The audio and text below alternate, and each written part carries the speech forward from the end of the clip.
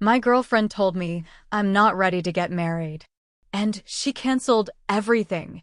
2 days later, she secretly married her ex, but what happened at that ceremony went viral. I never thought 2 days would be enough for someone to completely forget you until it happened to me. My name is Daniel, I'm 32 years old, and until a month ago, I was a man deeply in love and ready to take the next step.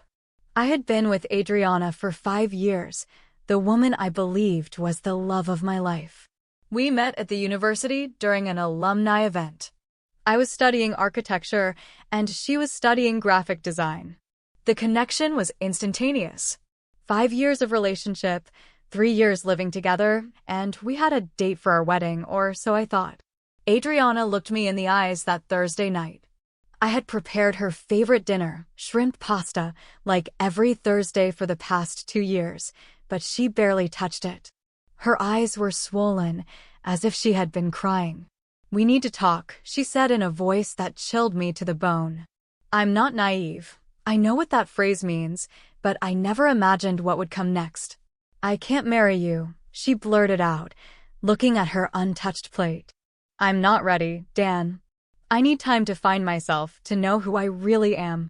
Her words left me breathless. We had sent 120 invitations, paid the deposit for the venue. Her dress was hanging at her mother's house. My suit was resting in the closet, all just 3 weeks before the date. "Is this a joke?" I asked, still with an incredulous smile on my face, but her look confirmed that it wasn't. Between sobs, she explained that she needed time, space, a moment to rediscover herself, that she loved me but wasn't sure she was ready for the commitment. I believed her at that moment. Every word she said was my law. "I understand," I said, even though I didn't understand anything. "We'll take the time you need." That night, I slept on the couch. She picked up some of her things the next morning and went to her sister's house, or so she told me. I offered to leave, that she stay in the apartment, but she insisted that she needed distance. I didn't want to pressure her further. "When you're ready to talk, I'll be here," I assured her as I closed the door behind her. I spent the next 2 days in limbo, canceling reservations, notifying family, facing the shame of telling my parents that there would be no wedding, all the while hoping that Adriana would call, that this was a temporary crisis. The call I received on the third day was not from Adriana. It was from Miguel, my best friend since high school. His voice sounded strange, uncomfortable. "Dan, there's something you need to see," he said in a tone I had never heard him use before. "I'm sending you a photo on WhatsApp. Sit down before you open it." That advice I should have followed. The photo hit me like a speeding train. It was Adriana, my Adriana, in a simple white dress, entering a civil courthouse. On her arm was Javier, her ex-boyfriend, the one who had preceded me, with whom she had supposedly ended badly a year before we met. I couldn't breathe for several seconds. The phone almost slipped from my hands. When was this?" I could barely articulate. "Today, an hour ago." "I'm sorry, brother." Lucia sent it to me. She works near the courthouse, and saw them go in. My world collapsed with that image.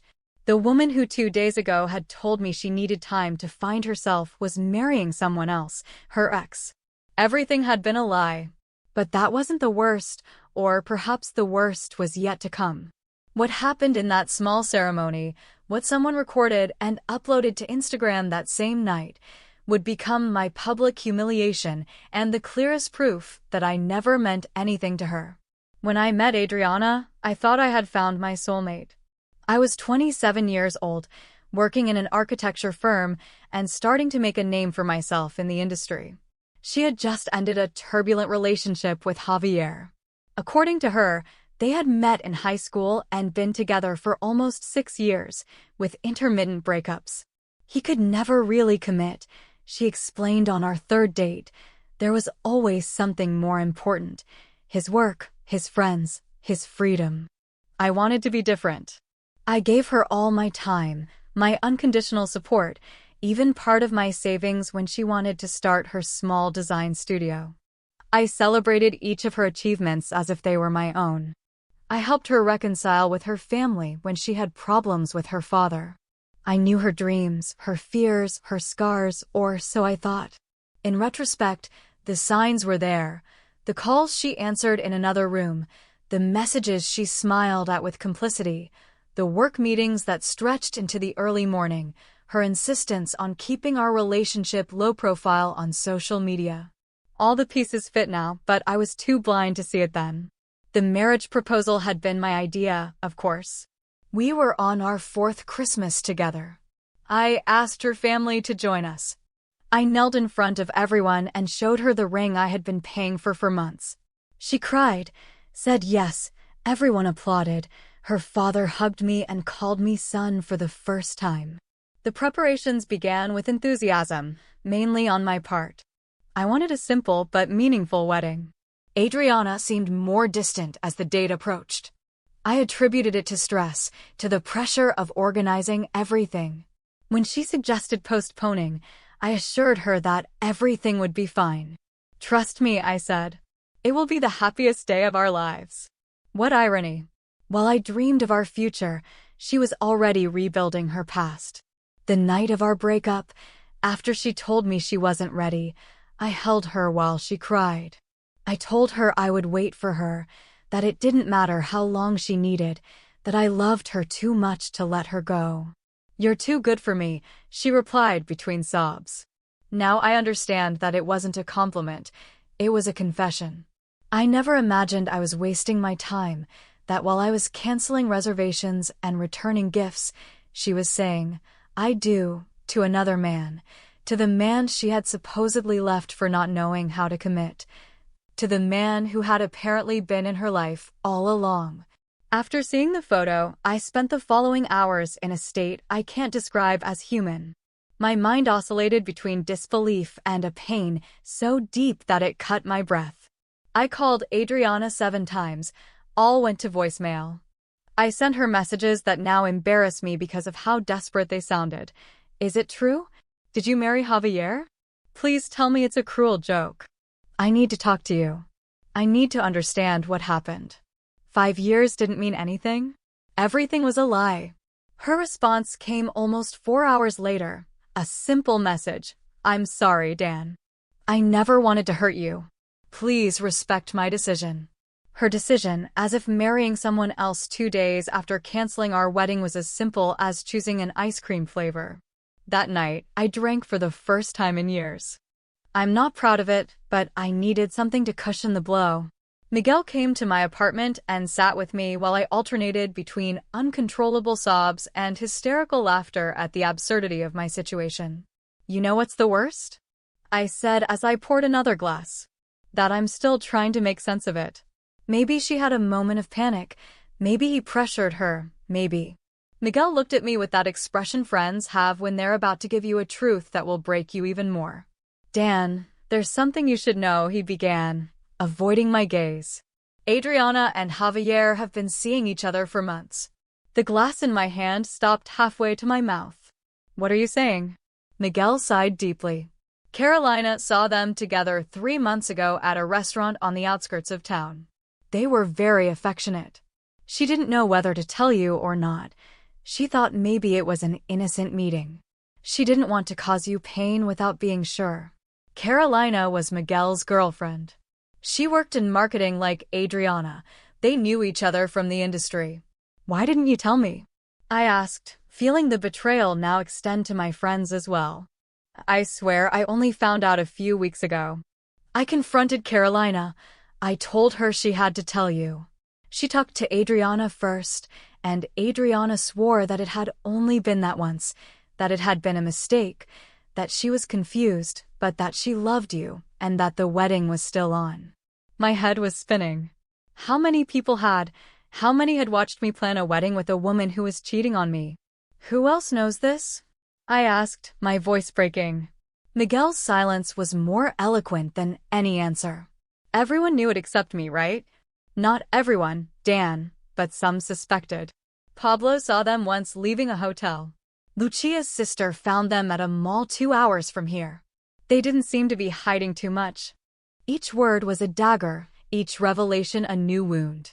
Not only had I been cheated on by the woman I loved, but I had been the laughingstock of our social circle, the idiot who planned his wedding while his girlfriend slept with her ex. I thought you were different. Adriana once told me while we were watching a movie about infidelity. You would never betray me like that. The irony was so bitter it burned. That night, after Miguel left, I did something I'm not proud of. I went onto Javier's Instagram.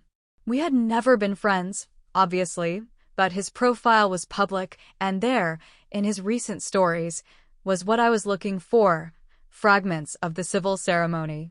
Adriana was smiling radiantly, in a way I hadn't seen her smile with me in months. Javier looked like the happiest man in the world. The few guests, close friends and family, I assumed, applauded. The video was set to a romantic song. Below, dozens of congratulatory comments, finally together as it always should have been. Destiny brought you back together. Congratulations. I always knew you were the one for each other. Every word was like acid on my wounds. As it always should have been. Again. I always knew. What had I been then? A parenthesis? A distraction? A joke? I continued scrolling masochistically, consuming every fragment of their newfound happiness. And then I saw it, a longer video posted by someone named at Martip93, tagging Javier and Adriana. Martina, Javier's cousin. I remembered Adriana mentioning her. I pressed play with trembling fingers. The video began with the ceremony already over. The newlyweds were leaving the courthouse amidst applause. Then a cut to what appeared to be a small reception in a restaurant, and there it was, the moment that would be forever etched in my memory. The best man, whom I recognized as Javier's best friend, stood up with a glass in his hand. The room fell silent. I want to make a toast to the bride and groom, he began with a smile that hinted that what was coming wouldn't be entirely kind. To Javier, my brother, who after so long has recovered what he should never have lost. And to Adriana, who finally understood that sometimes what we are looking for is right where we left it. The uncomfortable laughter didn't hide the cruelty of the comment, but he wasn't finished. A few months ago, when Javier told me that he and Adriana were seeing each other again, I said, "Brother, are you crazy? She's engaged." And he replied, "She's engaged, but not in love." She never was. And I suppose he was right, wasn't he? The camera focused on Adriana, who smiled awkwardly but didn't deny anything. Javier, beside her, kissed her cheek and raised his glass as if validating every word. I thought nothing could be worse than that.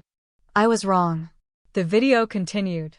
Adriana's father, Don Roberto, a man I deeply respected and believed respected me, also stood up for his toast. With a smile I had never seen him have with me, he raised his glass. "To my daughter and to Javier, whom I have always considered my son," he began, causing a knot in my throat. He had never called me son until the night of the proposal. This time, let's hope he doesn't get away, he added with a laugh, looking at Javier with complicity. And then, to finish it off, a visibly drunk woman, I later learned she was Adriana's cousin, stood up uninvited. "I also want to make a toast," she exclaimed, stumbling. Because at least this time she didn't choose to settle for what's safe, because fireworks are always better than a constant candle. Someone tried to sit her down, but she continued. We all knew she was still in love with Javier. Everyone. We even bet that the wedding with the boring architect wouldn't happen. The video cut off there, but the damage was already done. I was the boring architect, the constant candle, the safe option, the guy Adriana was going to settle for. I turned off my phone and sat in the darkness of my living room, feeling every certainty I had about my life, about my worth as a man, about love itself, crumble. The next morning, the video was no longer on Martina's account. I suppose someone with more sensitivity had intervened. But by then it was too late. Screenshots and fragments of the video were circulating in WhatsApp groups. Some friends sent me messages of support, others morbidly asked if I had seen it. And then the unthinkable happened. Someone I never knew who, uploaded fragments of the video to a local Facebook group with the title "Bride Cancels Wedding and 2 Days Later Marries Her Ex." The comments during the ceremony are brutal. The post went viral, thousands of shares, comments ranging from indignation at how I was treated to mockery of the poor guy who had been so blatantly deceived. My name didn't appear, but anyone who knew me knew that I was that poor guy. In a matter of hours, I became the unwilling protagonist of a viral story of betrayal. My phone wouldn't stop ringing. Family, friends, colleagues, everyone had seen the video or heard about it. Some expected me to react with fury, to seek revenge, to make a scene. Maybe that would have been more satisfying for the public, the betrayed man confronting his ex and her new husband in front of everyone. But I didn't. Partly out of dignity, partly because I was too destroyed to do anything other than breathe and continue existing on autopilot. In those moments, revenge was the last thing on my mind. I just wanted the pain to stop, the public humiliation to end, life to return to a point where I wasn't the guy from the viral video. 8 months later, life has strange ways of shaking us up and putting us back together. Sometimes we need to completely break down to discover what we're really made of. After the viral scandal, I made the most difficult, but also the most liberating decision: to disappear. Not literally, of course.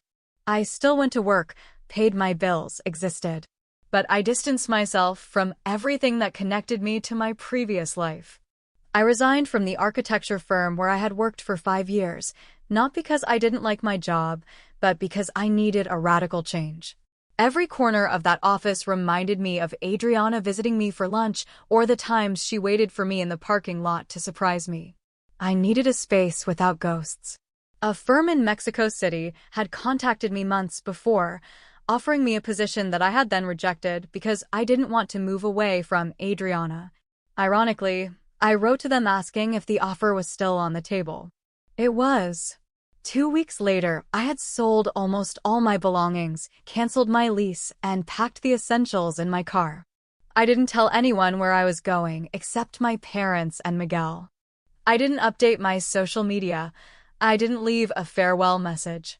I wanted to cut everything off at the root, like someone amputating a gangrenous limb to save the rest of the body. The first few months in Mexico City were a blur. I worked until I was exhausted, returned to my small rented apartment, and fell asleep almost immediately. I spent the weekends walking around the city, intentionally getting lost, discovering corners and places that reminded me that the world was much bigger than my pain. I started running every morning, something I had never done before, not out of vanity, but because I needed the physical exhaustion to silence the thoughts. I started therapy. My therapist, a woman in her 50s with a calmness I envied, helped me process not only Adriana's betrayal but deeper patterns in myself, my tendency to idealize, to give too much, to put others above myself. "You are not responsible for what she did," she repeated to me in our sessions, "but you are responsible for how you allow it to affect you now." Slowly, very slowly, I began to feel like I was breathing again. I no longer woke up thinking about her. I no longer obsessively checked if the video was still circulating. I no longer wondered what I had done wrong or what had been missing from our relationship. At work, my concentration and creativity returned. I was assigned an important project, a sustainable cultural center. I immersed myself in it with a passion I thought I had lost. For the first time in a long time, I felt genuine pride in something I had created. I made new friends, not many, but authentic people who knew nothing of my story, who knew me only as I was now, not as the poor deceived guy but as Daniel, the architect from the north who loved jazz and Art Deco buildings. And then, 8 months after the day that changed my life, I received a message from a number I had deleted, but that my mind refused to forget. "Hi, Dan. I know you probably don't want to hear from me. I just wanted to know how you are. I heard you moved. I hope you're well. Adriana." Her message found me on a Sunday afternoon while I was reading in a small cafe near my apartment. My heart raced, but not in the devastating way it had before. It was more like the startle you feel when you run into an old acquaintance you didn't expect to see. I didn't reply immediately. I finished my coffee, paid, walked back home, and checked the message several times, surprised by my own calmness. That night, while preparing dinner, I received another message from her. I understand if you don't want to answer. I just wanted to tell you that I'm truly sorry. I was cowardly and cruel. You didn't deserve any of what I did. My therapist had warned me about this, about how sooner or later the people who hurt us seek absolution, not necessarily because they are repentant, but because they need to feel better about themselves. The next day, a third message arrived. Things with Javier didn't work out. We separated 2 months ago. It was all a mistake. Now I see it clearly. I miss what we had, Dan. I miss the peace I felt with you. There it was, the real reason behind her sudden interest in my well-being. Her fairy tale had crumbled, and now she remembered the constant candle, the safe option, me, the port she wanted to return to after her ship had sunk. For a fleeting moment, I felt a vindictive satisfaction. She had left the security of our love for the thrill of a forbidden romance, and now she was paying the price. But that satisfaction quickly dissipated, replaced by something unexpected: indifference. I didn't feel hate. I didn't feel love. I didn't feel anything particularly intense toward the woman who had once been the center of my universe. And that neutrality was perhaps the greatest victory. I took a deep breath and replied with a message that didn't seek to hurt or console her. I hope you find the peace you're looking for, Adriana. I'm fine. Please don't contact me again. I blocked her number immediately afterward, not out of resentment, but because I finally understood that some stories need a firm ending so that others can begin. That night, sitting on the balcony of my new home, looking at the lights of a city I was just beginning to know, I thought about everything that had happened, about how a broken heart can be the beginning of a rebuilt life, about how sometimes we lose something we thought was indispensable only to discover that we are more complete without it. My phone vibrated. A message from the architect I had met at an event the week before. She was inviting me to a jazz concert on the weekend. I smiled, not because I was ready for a new relationship. I wasn't yet, but because for the first time in a long time, the idea didn't cause me panic or inevitable comparisons. I replied that I would love to go, without expectations, without fear, only with the openness of someone who has learned that there are no devastating endings, only new beginnings disguised as disaster. Sometimes the best thing that can happen to you is for someone to break your heart, not because pain is good, but because it forces you to rebuild yourself, to examine every piece of yourself and decide which ones are worth keeping and which ones are better left behind. Adriana taught me, in the hardest way possible, that loving someone doesn't guarantee that that person is worthy of that love, that devotion without discernment is not virtue but blindness, that sometimes what seems like a total collapse is just the universe clearing the way for something better. I don't know what the future holds. I don't know if I'll ever fully trust someone again, although I hope to someday. What I do know is that I'm no longer the same man who was willing to wait eternally for someone who didn't deserve it. I'm no longer the boring architect, the constant candle, the safe option. I am simply Daniel, a man who fell, broke, and rebuilt himself.